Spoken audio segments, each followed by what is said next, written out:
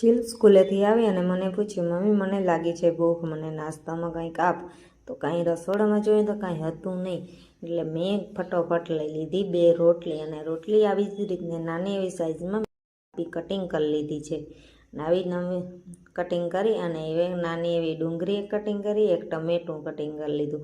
પછી મેં વઘાર માટે લઈ લીધું તેલ, અને એમાં હિંગ અને હળદર ઉમેરી, અને પછી મેં ઉમેર્યા ડુંગળી, અને ડુંગળી અસલ ગુલાબી ચડી જાય એટલે ઉપરથી મેં ટમેટું ઉમેરી દીધું છે, અને ટમેટું ચડવા દીધું જીરવા લાવીને. પછી નમક અને મસાલો ઉમેર્યો છે.